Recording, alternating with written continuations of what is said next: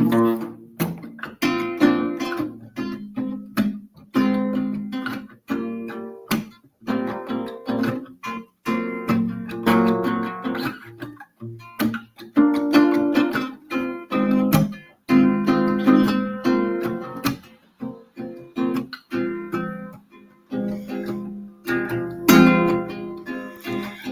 go for the actual score.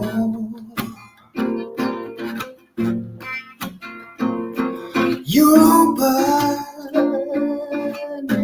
natural.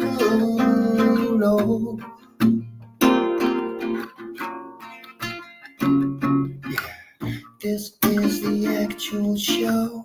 Get ready, 'cause here we go. Truth, yes. Lies, no. We're talking natural. We're talking natural. Let's go for the actual show. Europa,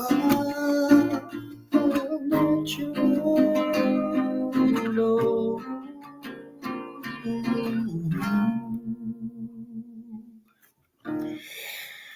Welcome to this somewhat off-the-cuff broadcast. So the first thing I should say is I've not done like an open stream before, so I don't know where to post the link. Shall I just put it literally in the YouTube comments? Is that a good idea or a bad idea? Will I get like spammed if I do that? What's a better way of doing it? So if anyone can advise me on that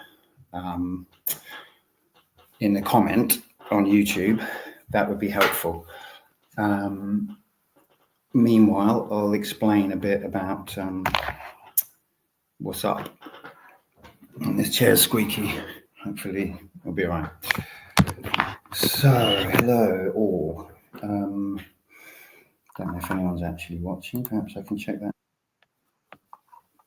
One watching. So, hello.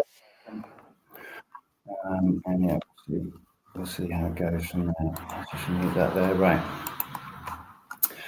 Okay, so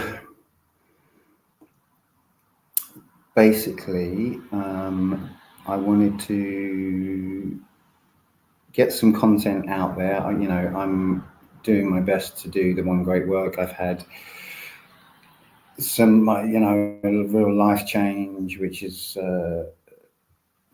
just changed my life a lot recently, and I have not had time to continue as I was producing, writing, and putting music out, and also doing the Europa Natural Law show.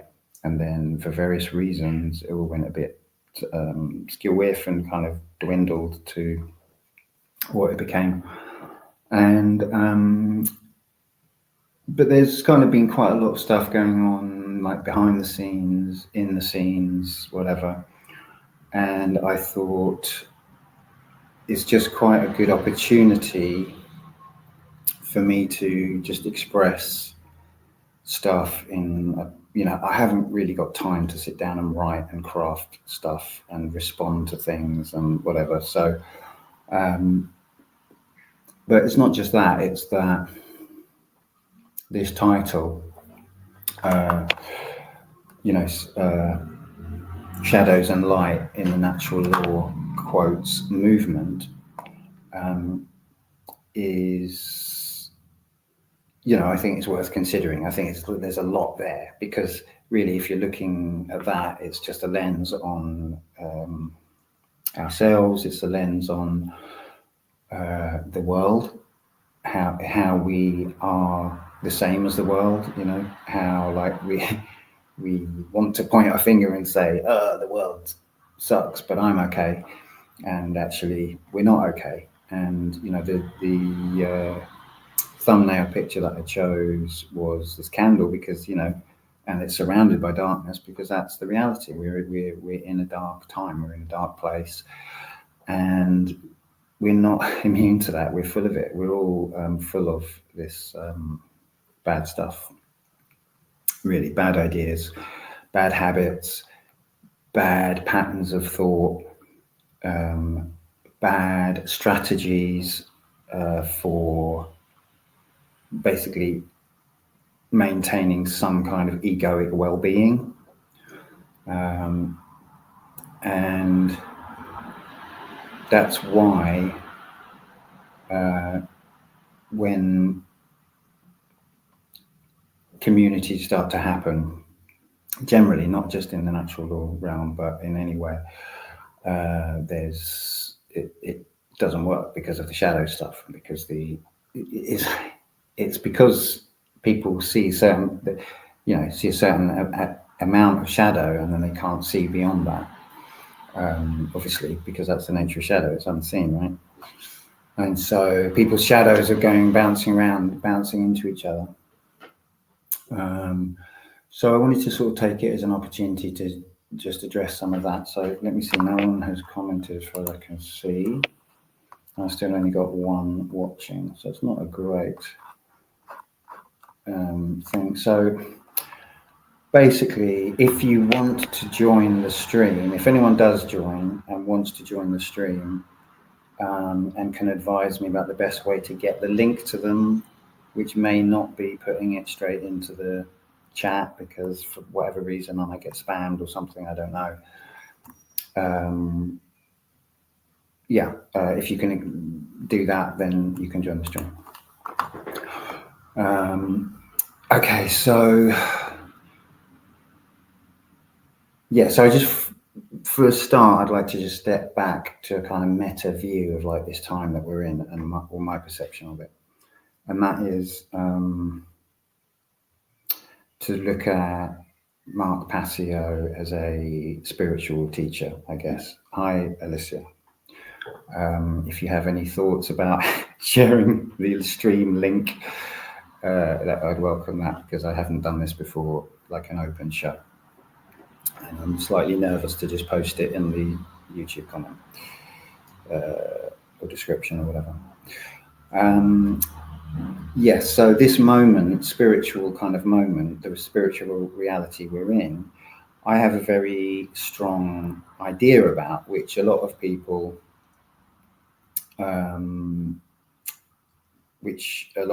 just wouldn't even, it'd be bizarre to them. But this is, so I need to kind of spell that out, because I think this is, when people do talk about the natural law movement, and they do, they are referring to something really quite specific, I would say, and it's kind of like quite a clique. It's quite a niche thing that a lot of people wouldn't understand. So wherever you're at in your spiritual kind of journey, and whatever teachers you've had, it may not immediately, seem to correlate. And so this goes back to Mark Passio. And what I would say really is that what is called by some the natural law movement is really the circle, the diaspora of people who've received a certain transmission from Mark Passio and decided to act upon it. And that's what, people talk about as being the one great work. And it's really about in a sense, it's very, very simple. It's about taking morality seriously, understanding that, in a sense, it's child's play. The world is clearly immoral. So what's the solution? Well, the solution is morality. But if people don't understand morality, then you can't just snap your fingers and have a moral world. A moral world exists through understanding morality. That's the only way it can be manifest. So the first step is to understand morality, which is understanding natural law. Natural law is also called moral law. So, it's like, it's really, really simple stuff that is kind of mysteriously absent from the from the conversation, or the conversations, the many discussions that are happening out there in the media, the alternative media, anywhere. It's not really, we're not big on talking about morality at a fundamental level. And often people who are talking about morality are talking about it in the context of effects, events. They're responding to events in the world rather than trying to address the cause of those events. So this is the kind of transmission of Mark Passio that I think is, where what some people refer to as the natural law movement. So I have a big problem with the word movement, which I'm going to talk about. And yeah, that's that. So sorry, just morality starts with each person. Yeah. So what was the question Alicia asked? The question is, if I want to make this an open stream so anyone can join it, then how can I share the link in a way that can I just put it on as a comment on YouTube, or will I get spam or sort of a robot? I don't know. I don't know this. I've not done this before. That's the question. And that's only if anyone wants to join. And if anyone does want to join, they could just tell me. And I don't know. I don't know how this works. I'm happy to just ramble because I've got stuff to say. And yeah, and of course, no one has to listen to this. Just a quick reminder that if you are listening to this, that's your lookout. It's absolutely your responsibility, and that's that. I get to select if I allow someone in or not. No, I know that. Okay, so StreamYard, you drop it in here, yes. So you're saying it's okay. I'm not going to there's no problem. I don't know what it would be, spam or something, if I just put the link into the comment as a comment on YouTube. You're saying that's fine? Yes. Okay, great. I will now do that, and anyone's welcome to join in. If I just find the link, 1 second, invite, copy. Okay, so there you go. So I'll put a little note on it. 1 second. Link to join stream. Link to join stream. Link to join stream. Okay, and yeah, that's fine. People can figure that out. And I think I've got 3 watching. Hello, 3 people. So yes, so for me, there's no competition. Mark Passio is the spiritual teacher of this age. I don't know who comes close, and it's because it's just pragmatic. He's just completely pragmatic spirituality. He's looking at the situation, and he accurately describes the problem and the solution, and that is what does he call it, on the ground, on the street spirituality or whatever. So that's sort of a position that I think a lot of people would kind of hold. And then there's like all the questions about other things that Mark said, and is everything he says right? And I don't think it is. I think he's really off on some things. And I don't think, and so, one of the things that he said is that he's done all his shadow work. That's why I'm kind of referring to this, because I mean, that's quite a claim, and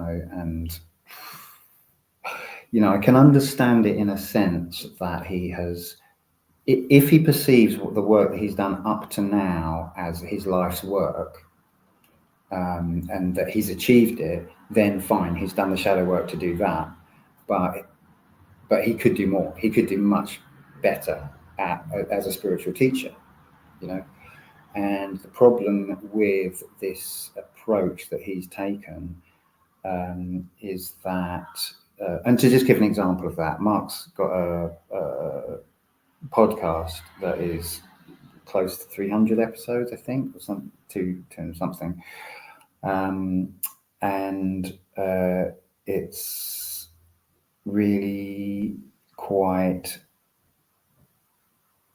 difficult, very difficult to listen through, because it's got adverts in, it's got like technical interruptions, it's got endless kind of like tangents and stuff, you know. And he describes that as his work, and it's like, well, you could go back, and I would want to go back. I would not want that to be my magnus opus. I would want it to not have any noise in it. I would want a dead clear signal, and he's not done that with his work. He's kind of moved on to other areas, and so anyway, so that would be an example for me of how Mark could continue to tighten his work, you know, to like make it, to improve it, to refine it, and to make it just better, you know. But to sort of come back to this thing about shadow work, if he's saying he's done shadow work in that way, and he's kind of putting that out there, and it's this kind of, it comes with this message as well. Part of that is, I've done my work, I've put it out there, now it's up to the rest of humanity. And this is wrong. That is not it. I'm sorry, that's not right. You know, and as much as I hugely respect Mark and massively indebted to him, that's incorrect. It's not good enough to just put the work out there. You have to keep trying different ways of putting the same work out there. You know, he said, and we all know, it's very simple, it's very repetitive. So keep repeating it in different ways. Get better, get cleverer at repeating it. Get, you know, like refine it, make it shorter. You know, all of that kind of stuff. So this is a kind of, but the problem. So if you accept, you know, that Mark is the sort of the prime like teacher of the moment, then there's a flavor that comes, there's a sort of, I guess, you know, a karmic flavor that comes with the way that he presents his work, which is, you know, his character. And don't get me wrong, I'm really fond of Mark's character. You know, I don't know him personally. I've spoken to him a couple of times, but, you know, he's like, his character is hilarious. You know, I mean, I think it's hilarious and perfect that it's him that is the prime teacher of the moment. I find it just hilarious and perfect because, you know, of course it's this, what does he call himself? Philly punk, you know, it's like, yeah, of course it's perfect for this moment. That it's that person, but it's not just up to one person, it's up to everyone. And, you know, if it was up to one person, then Mark will be more widely understood, and he knows that. So I don't think he's making claims beyond what he is. I don't think he's claiming to be more than he is, and he wants the people around him that receive his transmission to take it out and take it to the next level. But there's an issue with this kind of. Well, these two things. One is I've done my shadow work, and the other is I've put the work out there. Now I've done my bit. My hands are clean. Those are two like flavors, ingredients that in his transmission, which get transmitted with the true transmission that he's giving. Right. So other people pick up on that. Other people pick up on, oh, I've done my shadow work. Other people pick up on, oh, I've put my work out there, and that's all I have to do. You know, I don't have to try harder. I've said true things on the internet. Now I can retire happily. You know. So yeah, I wanted to sort of step back and take that macro view to sort of frame it, because, you know, the fact is, without Mark Passio, there would be no natural law movement. as it's called, people call it, and as I keep putting quotes in, because yeah, maybe I could move on to that. I'm just going to look at some of these comments because I know they're coming through, and I haven't got, I can't really be editing them as we go. Jeffrey says he can't expect everyone to sit through that much content. Well, it's just hard work content. Anyway, I mean, that's a bit of a distraction, but shadow work. Shadow work is not a body of content. Mark's claim to have done his shadow work is not the same topic as his body of work. No. Oh yeah, Nemo separate them. I did, I think. He gives the people in his network a false confidence. Yeah, maybe. I don't know. Yeah, well, anyway, so obviously the problem with this, is there is a problem with ego when you say, I've done all my shadow work, or I've done even you say, I've done lots of shadow work. I've done so much shadow work. It's like, what are you saying? And this relates to people saying, I'm awake, although we're awake, so and this is deep poison. Okay. This topic, this subject, and where you get into a space with people and you say, oh, it's so good to be with all these like-minded people. Oh, finally, I'm associating with people who are awake. No. None of us are awake. We're not awake, and I'm not awake. We're struggling. We're fucking struggling, and we're deep in the doo-doo. Like most of our thoughts are fucking bullshit, and most of us are just trying to keep our ego safe. We're trying to like comfort our ego most of the time. So so to talk about, so that was the kind of bit of the macro, and of course, Dunning-Kruger is the thing. I've done the shadow work, and so now I'm at the top of the mountain. No, you're not at the top of the mountain. You've just climbed a foothill, and you are totally deluded. So that is the sort of macro. I wanted to sort of frame that because I think,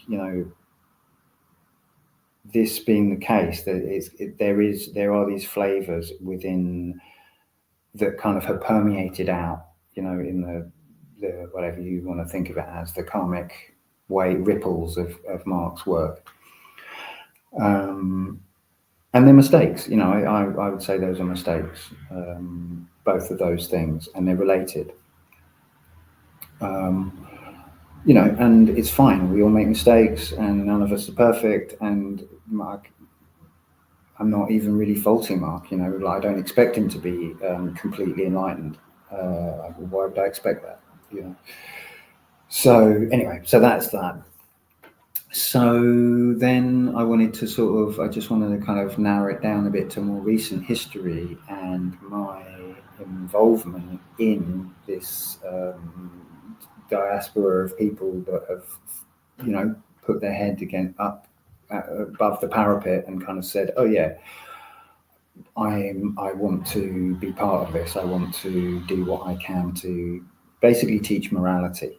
And I've started to frame it like that, at least in my own mind, because that's what it is, and that is the job that we have to do. And it's important to claim that and not to shy away from it, to say, I am here to do my best to educate people morally. Moral education is what's required. And that doesn't mean teaching people how to act. It means teaching people what is right and wrong, because they don't know. And it's not complicated, and they need to learn it. And then the world will be moral, because everyone will understand what that means. It's like so incredibly simple. But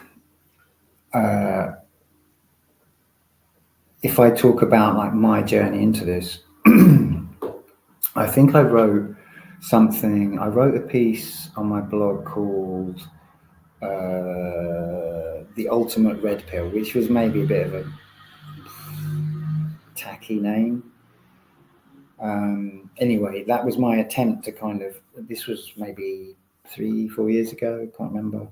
And that was my first attempt to kind of like really put something out there that was expressing my understanding of natural law. It was attempting to do what Mark urges us to do, you know, to sort of like to express things with our own voice, to get the, you know, but to get the fucking information out there. And yeah, it was like really unread. No one was interested, and it was a funny piece the way it was written. Anyway, that's an aside. But what happened next was I started to feel really alone with it. Right. I'll just read, because Jeffrey's saying stuff. I'm just going to read this. The hardest shadow work to do is understanding you don't need a community to do great work. Yeah, I think that's really, really. Yeah, I agree with that. Well, I don't know if I agree if it's the hardest, but it's certainly huge, and it's literally one of the main things that I'm kind of wanting to talk about. The one great work is a social hierarchy that goes against natural law. I guess you mean the one great work network, I'm assuming. It's more important to practice what you preach. Teaching is secondary. Practice what you preach. Maybe. Practice what you preach. Teaching is secondary. Not sure. Anyway. So, yeah, I started to feel really alone, and then I did a. Sorry, I mean, I hope this isn't too boring. I've already lost a couple of people, but yeah, that's what it is. You know, to me, this is actually really interesting.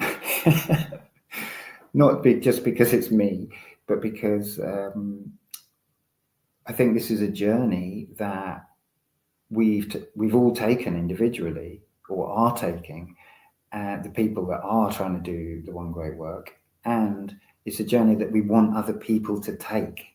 So that's why I think it's interesting. That's why I'm talking about my experience of trying to become a natural law teacher. So I started to do a group in my town, just a little group, you know, promoted it a fair amount, you know, and it was called Natural Law Club. And of course it was funny because people would come. I mean, we never got great numbers, but it was always from first principles, trying to explain misunderstandings about what natural law means, getting into common law, this, all kinds of tangents, so very unfocused. And it didn't create, I didn't feel like, I've connected with someone that I can have conversations about what to do next, you know, with. And that's really when I say I was feeling lonely, I mean, I was feeling natural law lonely. I was feeling like, geez, no one is talking about this. No one likes Mark Passio. No one, you know, everyone's caught up in effects of some kind. No one wants to look at causes, all of this kind of stuff. So that's what I mean by loneliness. So that's what I was looking for. So, okay, that didn't really work. So I went and started a Telegram group. And I can't know if it was initially called Europa Natural Law, but it became known as Europa Natural Law. I mean, I'm kind of fast forwarding through. I mean, I joined at least one other group, and they were having discussion meetings, but they were in America, so the meetings would be at 3 a.m. in my part of the world. And so I thought, well, let's see if there's anyone, you know, in this time zone. And that's why it was called Europa Natural Law initially. And then as people started to join the group, and we started to have a regular weekly discussion, it was, you know, it was a nice warm feeling. It was like, oh look, people are popping up everywhere. Boop, boop. People, you know, like little lights in the darkness. You know, oh yeah, I've done that. I've done Mark Passio's work, blah, blah, all this kind of stuff. And you know, you start to feel like, finally, I'm in a place. I'm in a room with people who get it, people who are awake, people who, you know, and I mean, just to be clear, it's like, it's not like to say that people aren't, you know, in some sense, you know, more awake or whatever.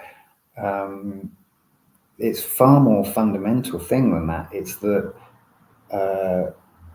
it's about this process of of coming into community. You know, and I knew from the beginning that it was going to be interesting. I kind of knew that I was going to learn something from it. And as another little aside, you know, something about me that I might have mentioned on here before, but I mean, who listens to this? I don't know. But I've spent more time than most in sort of different types of intentional community or semi-intentional community. So yeah, that's just something about me. So I'm kind of interested in those dynamics in a way of like seeing patterns, and in kind of somewhat closed communities, which obviously like an online group is that. And I also kind of understood that, of course, when you hit go, yes, I'm creating a group. You are setting yourself up as the parent of the group, you know, not in reality, but in people's kind of internal psychology. If they are not kind of really thinking very straight, or if they haven't done that bit of work, you know, if some bit of work, so they kind of like, they're still projecting stuff onto you, power dynamic stuff or whatever. So I kind of was aware that that could happen, and I sort of was curious about how it was going to play out and whether it was a good idea at all, you know. But of course, it was nice to see people pop up, and you become fond of people. And of course, so this is to me, this is really interesting, a part of this, because in the years ahead, this is going to happen again and again to all of us in different kind of forms. We're sort of going to like start to coalesce around, you know, maybe it's just even like a local project, a garden, you know, or this, that, the other, you know, and I would hope, you know, physical, intentional communities based around being on land. You know, that's what I sort of think is natural. You know, speaking of natural law. So before I started the Telegram group, I had done a bit of, you know, let's say work, which was related to some people who wanted to set up a community. Well, it was during the terrible pandemic that we all suffered, and it was during that there were people that wanted to, you know, get out, and they wanted to form communities, and they were selling their houses and trying to, like, you know, make something happen on land together. And what I could see so clearly, I went to just one meeting, and I could see so clearly that everyone was focused on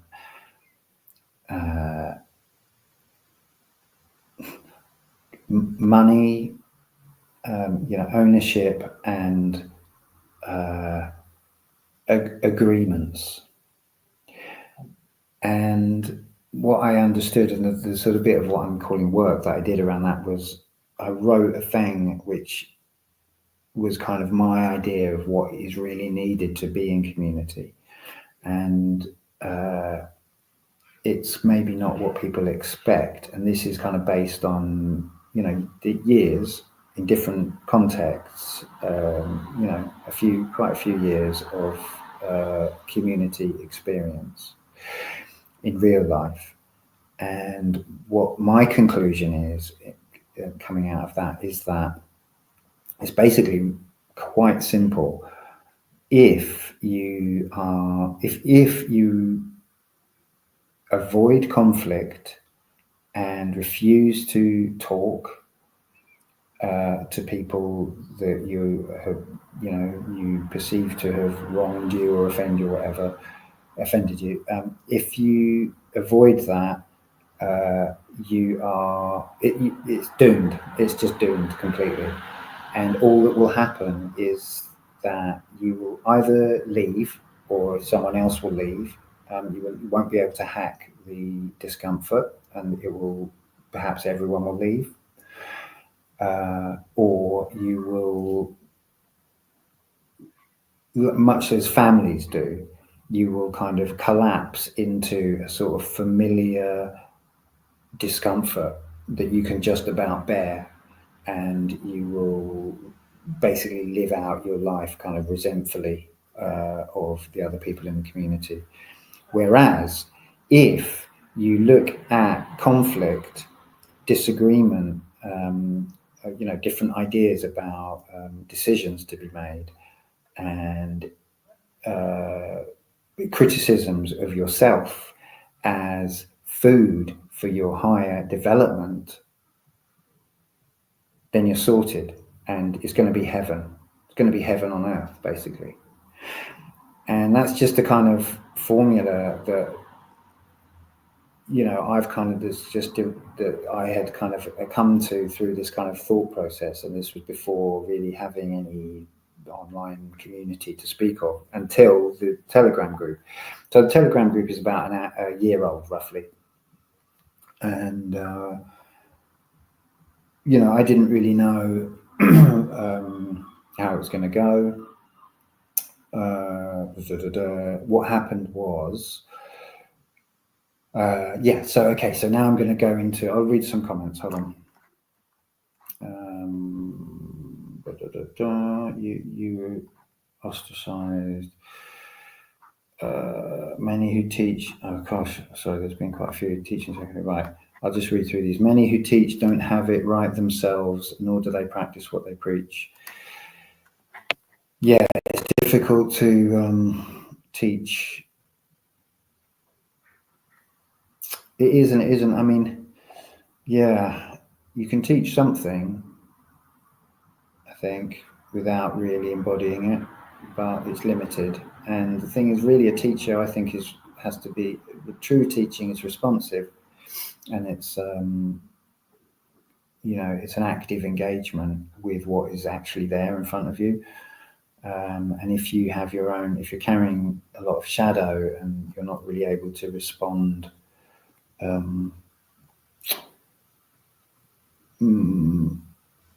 wisely, and you respond, then you'll be responding in ways which do not convey your supposed understanding. Anyway, okay, I keep going. Teaching is secondary. It doesn't make sense to have a bunch of fakers teaching something they don't actually do themselves. Real natural law practitioners should be the only people doing any teaching. Well, right. I mean, yeah, but teaching requires students as well. So how does that happen? How do the teachers and the students, here's something I was thinking, as I've obviously been thinking about this, hence why I'm doing this. But I think in general, everyone, and this is kind of a Buddhist perspective, and I think it's a correct perspective, is that anyone could be a teacher in any moment. True teacher. There's always that potential for someone to just say the thing that is like, oh, oh, you fucking truly nailed it there. You know, that's that potential. It could always come from anywhere, and there's part of the social dynamics that I'm going to talk about is kind of the denial of that.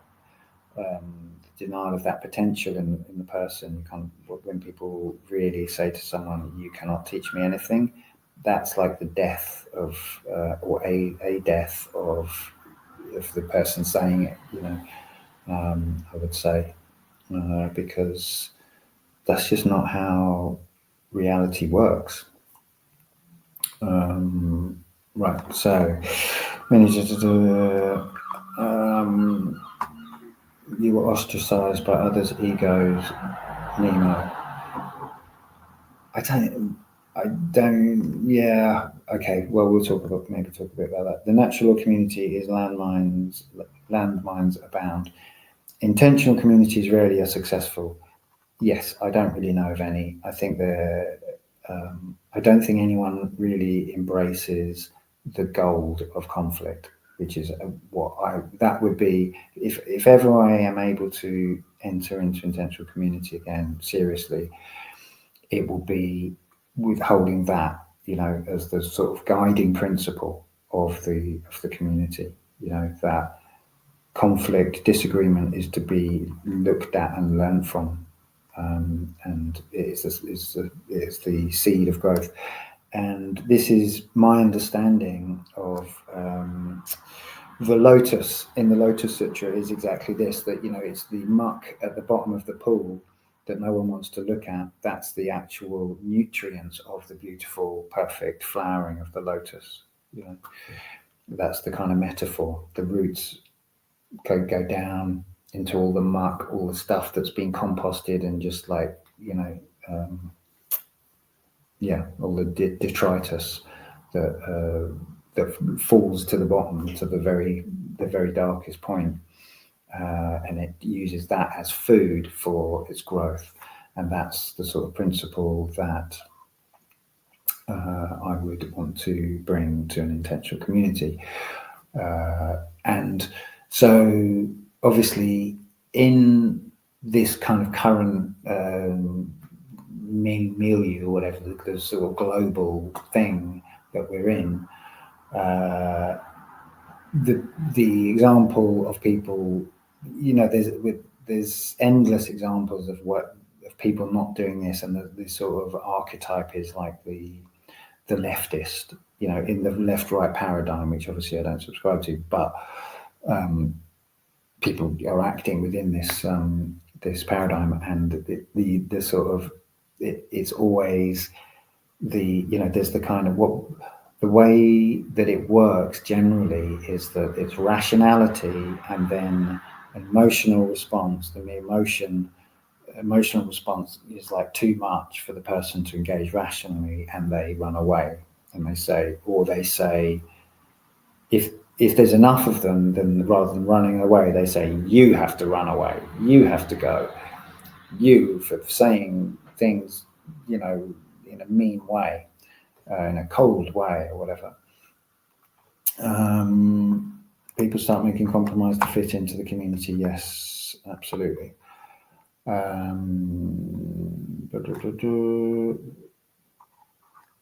Which is just what happened to Ian now. Everyone just wants their ego stroke. They don't want solutions. They don't want accountability. They want new age BS. True teaching is sale time, organic, and jot priestly.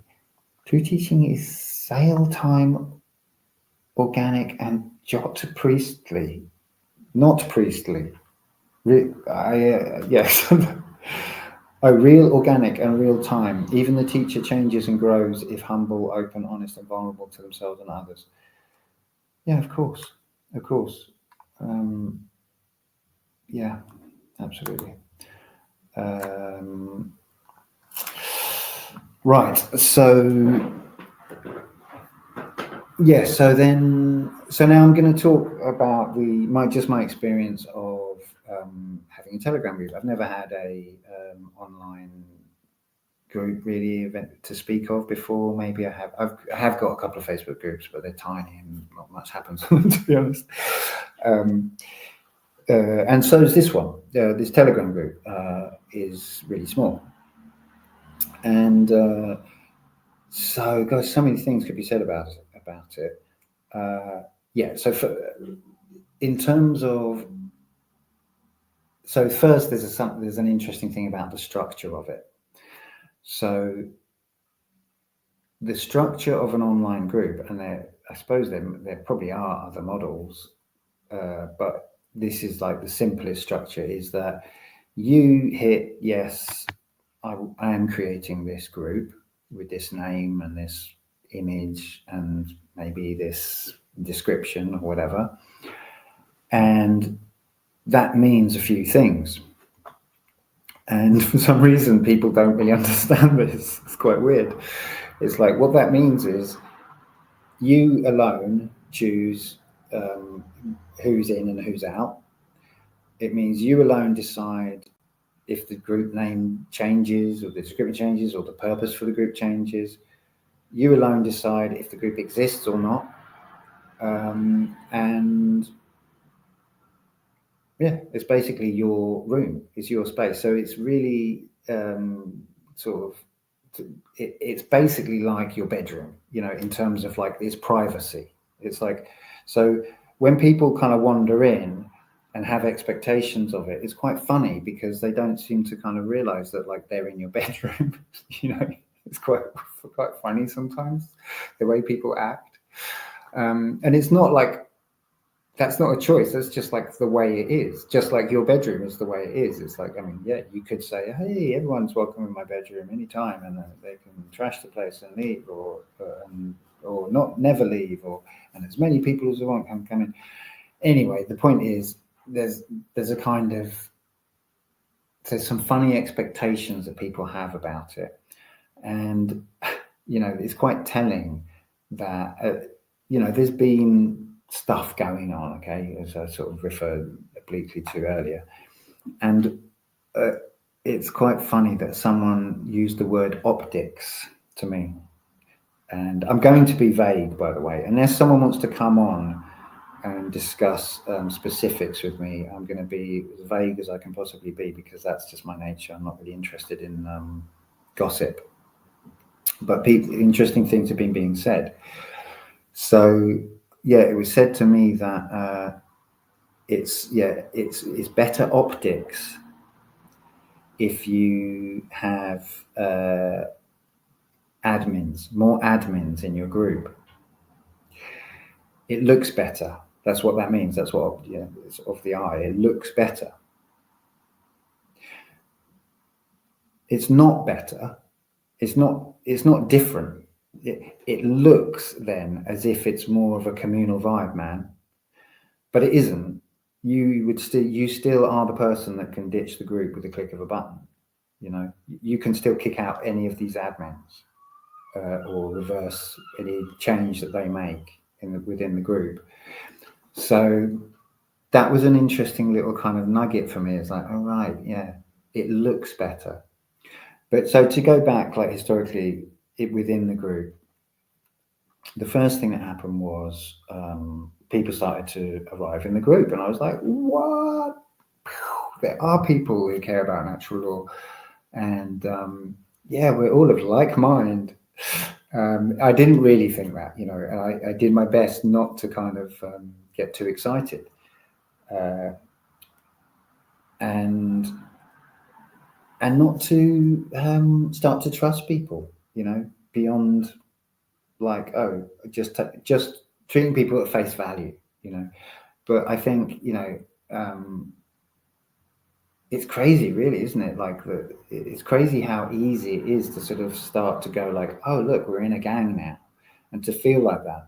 And this is so now I want to talk about social patterns and social survival strategies, right? Because this is huge. And if you've got this far, or if you're skimming through, like this is like so huge. It's so huge, and it's not, I don't think, really very much talked about or understood in terms of shadow work. But, you know, because I think we tend to maybe think about our shadow work, we see it in our dysfunction, and we see it in our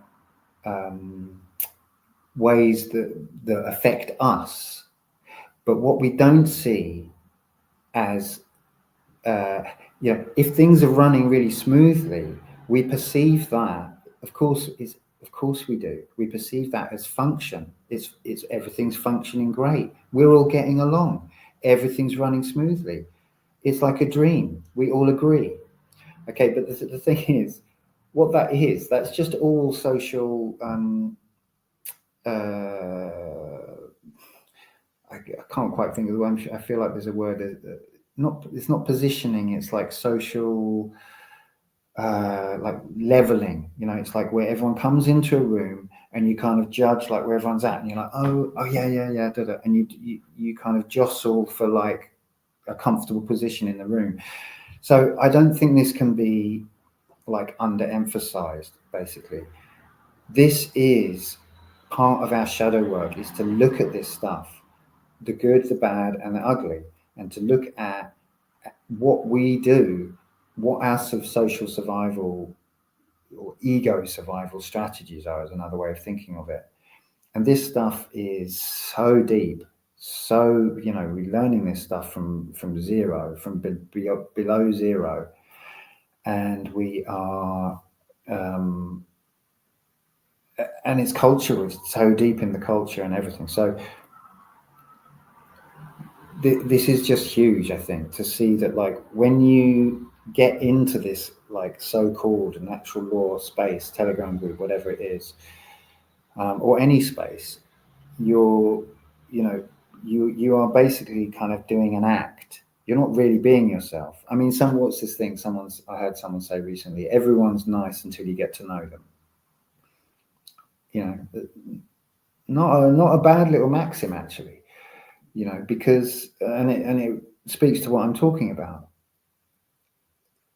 Of course we're nice. Of course we all get on. You know, of course it feels like, hey, we've all met each other, and like we all listen to Mark Passio or whatever.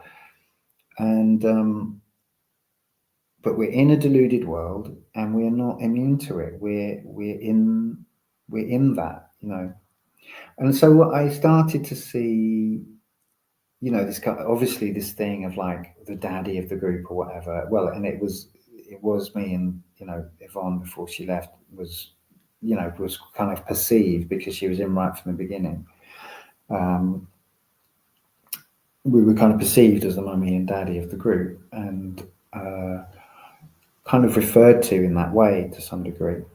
And then, okay, so this went on. There were a few dramas. There was some quite obvious projection towards me at points, which I, you know, mainly just kind of, I would kind of, you know, push back a bit. I don't think I was too harsh.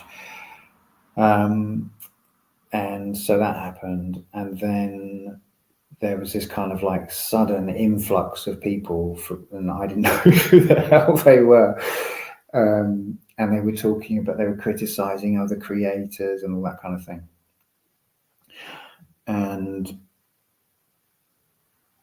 so there's another dynamic now that comes into effect, where you kind of reached a stasis, you know, in the group, where everyone's like, yeah,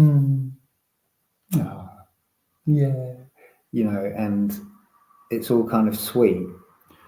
And then something happens, whether it's within the group or someone comes in and starts to say stuff or whatever, and you start to see these things. And obviously the internet is absolutely full of these kinds of comments, which are basically, I agree, I disagree, wow,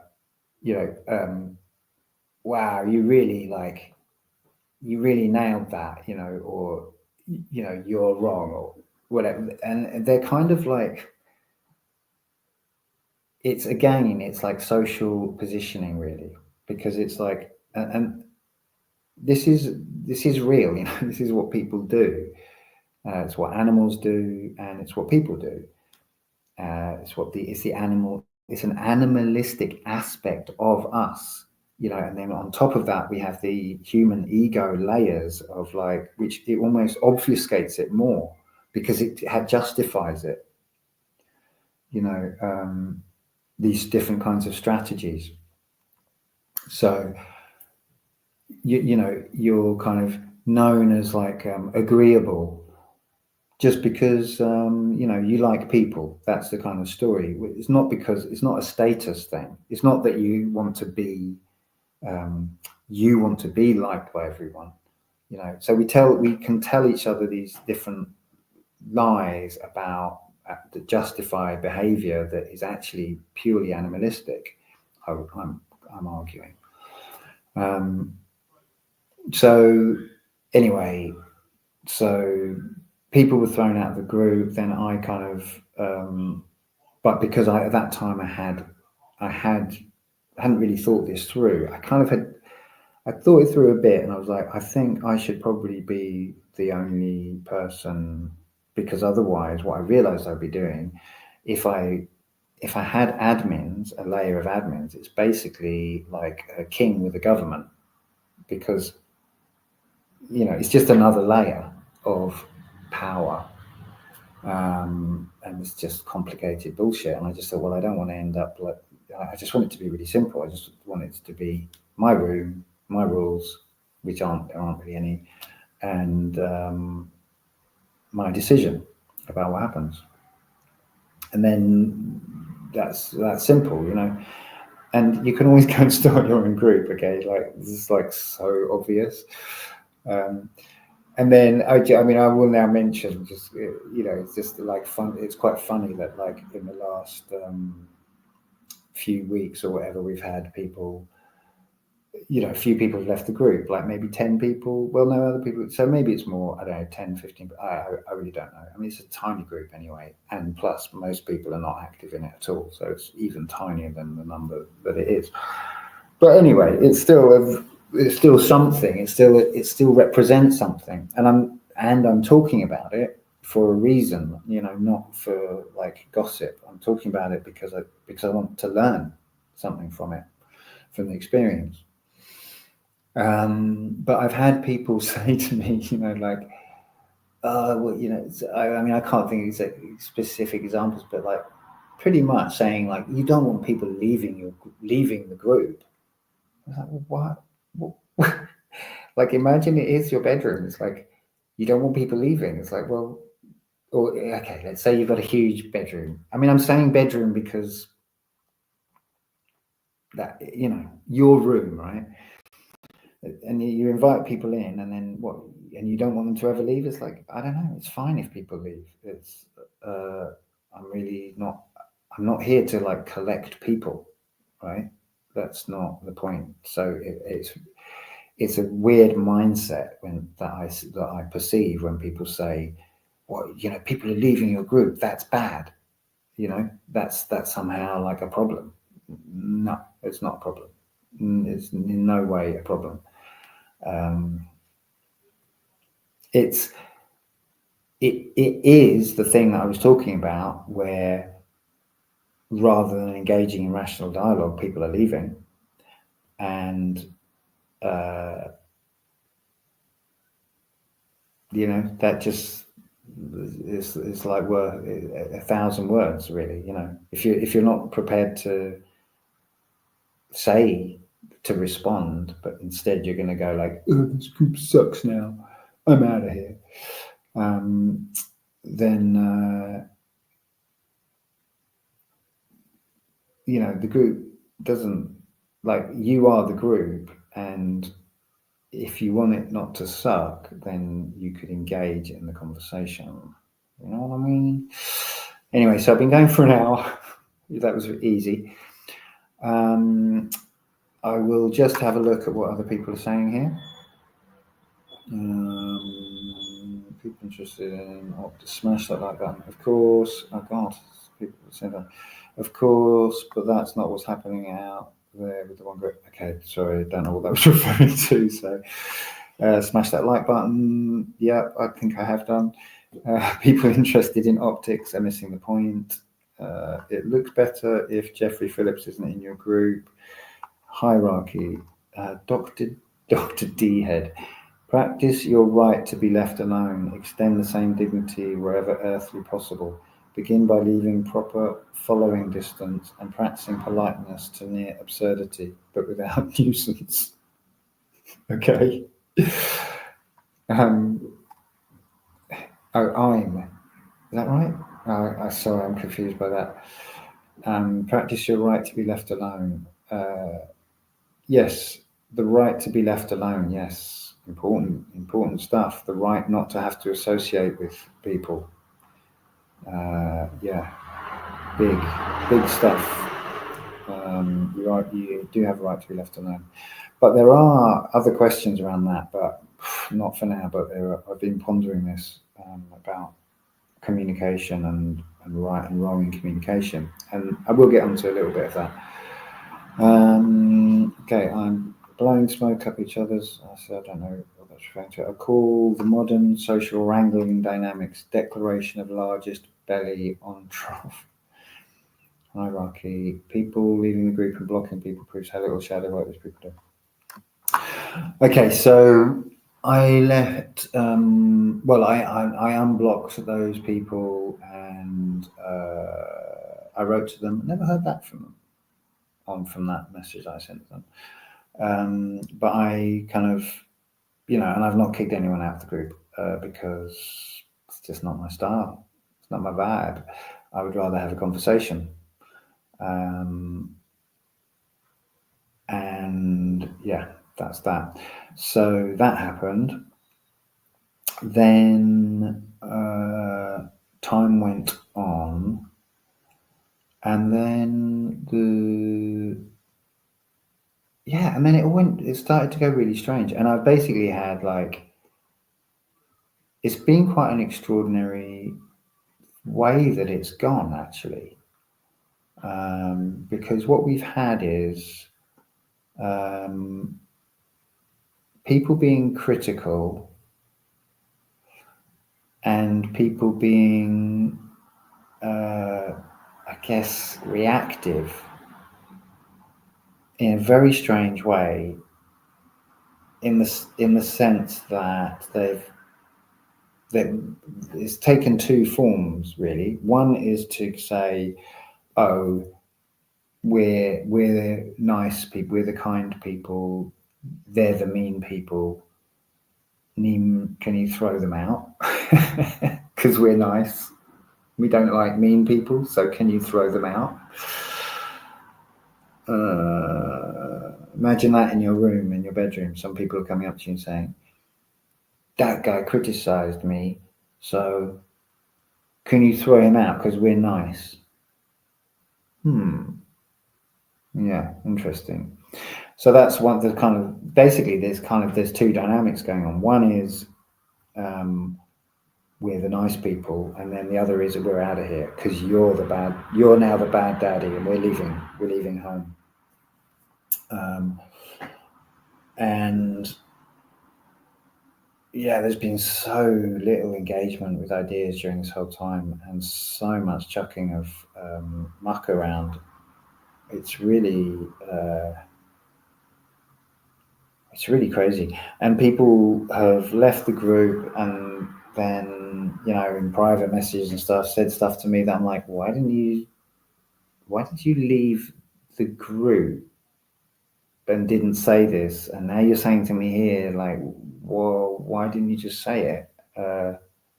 Because it's actually quite a good place to have dialogue and have other people chip in and have a conversation.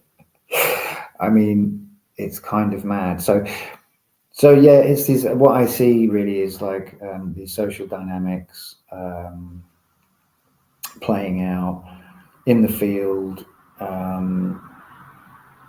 In this room that I created, and then ultimately me sort of getting quite a lot of sort of projection and flack pretty much for not doing anything, like literally for doing nothing. That's really what I seem to be being like criticized for not doing anything. So it's like I had a house party and then people started to have an argument, and then you're like, you're supposed to do something. Well, yeah, just having an argument, and then someone leaves, and then they're calling up on the phone saying you were supposed to do something. You're mean. I'm like, what?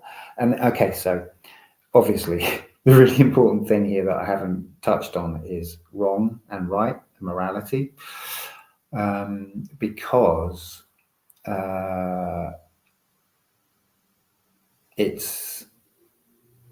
there's a sort of there's a real problem when people sorry, to get real down to fundamentals, the basics, and I've said this in the group, as far as I understand, I may be wrong. Well, actually, there may be one exception that I might mention, but not exception, one additional thing. But as far as I understand, in terms of words, the only wrong thing you can really do with words, the only immoral thing you can do is to lie or to coerce.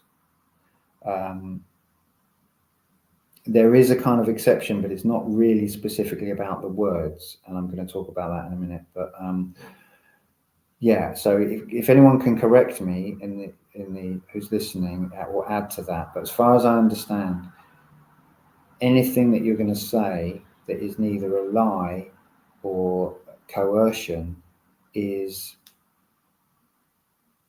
not immoral, basically, is not ultimately wrong.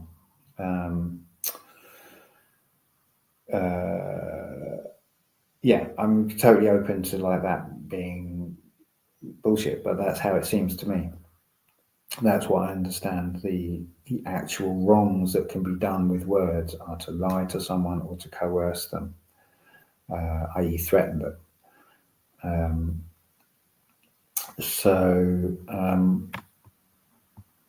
So I'll just read this in case anyone's responded to that. People in the group, welcome people.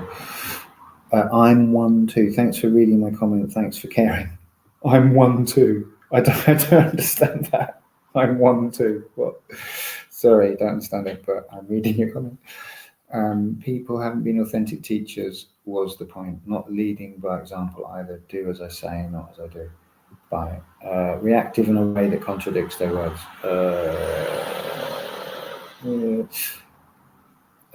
People are afraid of conflict resolution. Words are not immoral. Intent can be immoral. Okay, that's interesting. Words. Right. Okay, so the word, if I say, some lie to get you, to manipulate you, to do something, the words, the words themselves are not wrong, even though they're a lie. They're not morally wrong, but I am enacting a moral wrong by saying those particular words to you, and it is with that intention. Does that make sense? Is that fair enough? So it looks like, unless anyone's going to disagree, that we agreed that it's basically that lies and coercion that are the ways in which words can be immoral. So to me it's quite odd when people cannot point to a moral wrong that's being done in a natural law group, but they are saying, oh, you're bad, or you're what is it, what the things that people have said, chaos agent, narcissist, etc., etc. Lots of descriptive words, like endless descriptive words, but no clear statement of where what someone has said has been wrong. either factually or morally. I don't think I've actually seen that in the group. So, or in person, you know. So what I'm seeing is it's very similar to the sort of right-left split in the mainstream. You know, it's just rational versus emotional, an emotional response. And through the things that people have said within the group, I've noticed that I'm only guessing, but it seems as if people remember, they read something, they read some words or a dialogue, they make a judgment, they have an emotional response, which is completely conditioned by their trauma, etc., whatever, their likes, dislikes, yada yada, their sense of wanting to, fit into the social, whether it's a hierarchy or whatever, of the group, maintain their position, their status position within the group. All of these things, so they have that emotional reaction, and then they think that that's real, and they then carry on down the thread as it goes, and they remember things, they remember their emotional reaction, and then they say things which are not true based on the emotional reaction. They kind of make claims about what was said that are not accurate. Because they're simply remembering something and engaging with this. They're engaging. It's like just like Chinese whispers. There's the words that were said. Then there's the emotional reaction. The words that were said get forgotten, but the emotional reaction, then when it comes time to say, to repeat the story, it's like, oh, you said blah, blah, blah, blah, blah, blah, blah. And it's all, no, it's out of shape. And literally all you have to do is scroll up, if you a bit, and you'll see that that's not what was said. So I've kind of seen that happening. And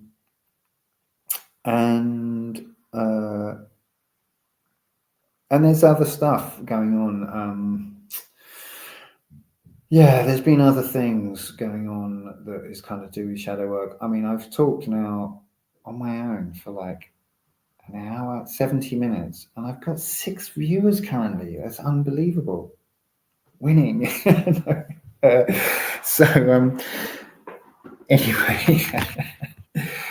Anyway, long live Europa natural law, lol. And I don't know. I thought people maybe would want to chat, would want to jump on. I think Wednesday is probably going to be a good day for me to do this. And I just thought this week, I was like, oh man, there's all this drama behind the scenes. I've got some stuff to say about it. I'm not going to sit down, because for me to put all of what I've just said into an essay would not take 1 hour. It would probably take me 5 hours, because I'm so bloody, fucking like fiddly, and I'd be moving it around and trying to, and all of that. So that's why, and I could maybe just give it a pause there. Of course, there's other stuff. Of course, there's loads of details that could be gone into, blah, blah, blah, all of that. But for me, it's just about this social dynamic thing. That's the kind of point I really wanted to sort of express. That's what I've seen is these patterns which are dysfunctional, and they're social. They're not to do with truth. They're not to do with reality. They're not to do with seeking truth. They're very tribal, and of course they are, because we're animals, and we're pack animal. We have to stay in the pack, otherwise what's going to happen to us? It's a very primal thing, and I guess that's the kind of message I wanted to send out to anyone that might actually listen, is like, please, when you're having an emotional response to some other words that someone's saying, and then you're wanting to put something on a forum or say something about someone else or whatever, like, bear in mind, and investigate if you're able, and contemplate and really look into your social conditioning and your patterns and how you survive, how your ego survives, and indeed how you physically survive in the world, and the relation, and how much of that is shadow and is dysfunction and basically a breeding ground for compromise and basically evil. Yeah, that's kind of what I think that's more or less kind of, I could probably just stop it there. I think I feel quite satisfied with that little transmission. I'll just read some of these. If anyone's got any questions or anything, or anything to add, we've got. Oh, I'm 1-2. This is Dr. D Head. I'm 1-2. Express by a middle finger beside a peace symbol is a poetic attempt at expressing disdain for present culture while simultaneously conceding to be a member of said culture. Middle finger beside a peace symbol. I'm 1-2. Okay, yes. Okay. I'm not familiar with that, but okay. Smash that like button. Winning. Okay, so let me just have a quick thought about if there's anything else I wanted to add in. There's kind of there's this kind of other drama going on that I don't particularly want to gossip, and I don't really want to draw attention to it, but it's on my mind, and I just refer to it obliquely, and just to say that it's quite funny to be accused of making a drama out of something. Yeah, it's quite funny. Yeah, that's quite funny in the context. I'll just say that. Yeah, and peace. Great streaming, thanks. Do less harm, allow no harm. Yeah, well, yeah. Do less harm, allow no harm. Yeah, I mean, allow less harm. There's got to be allow less harm. We're not allowing no harm, are we? We're simply not doing it. We're simply not doing good enough. We've got to allow less harm, even less. We've got to allow a lot less harm. Yeah. Okay. I think I'm sated. I think I've got my piece out. I'm going to be writing a piece. I've started had another bash at my piece on free will right, which I think is huge for me. This is a real big offering to the community that I want to put out there. I think I can write it quite succinctly. It's something I've talked about in the past. I think we've inherited Lockean views on property, and they're wrong. And yeah, I think I've got better ideas, and not just ideas, but I think I'm researching stuff that is going to really provide a much more accurate framework of understanding true ownership. I think it has really deep resonance, a really deep kind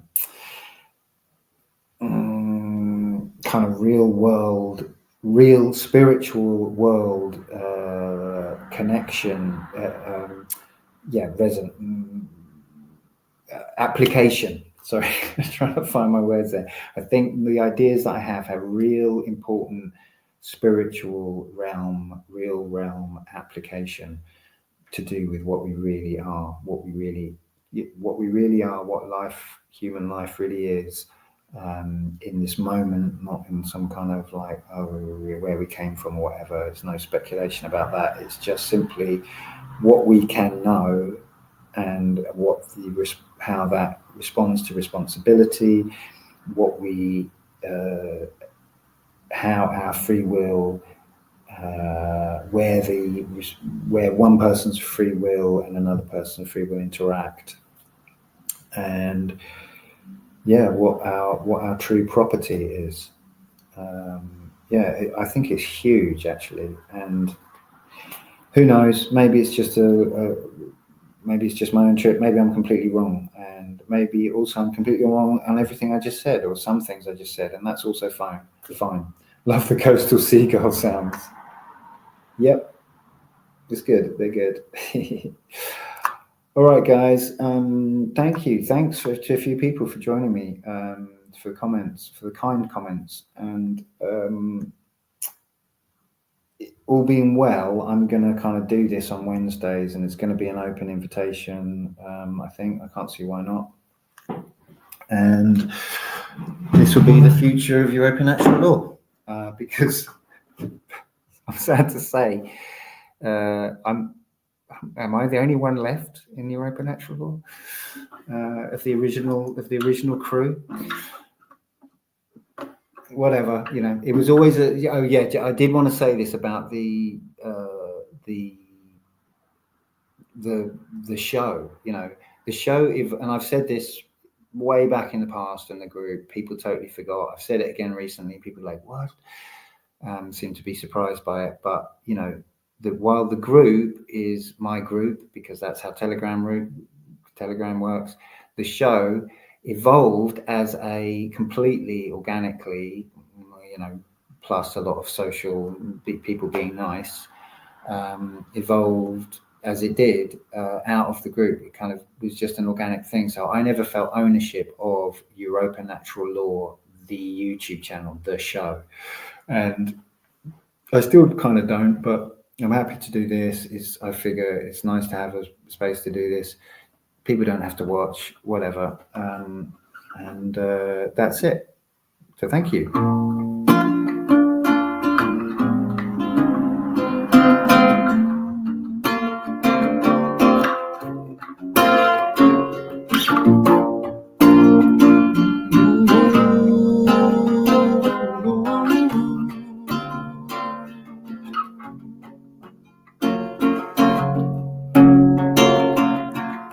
Let's go for actual score. Europa natural.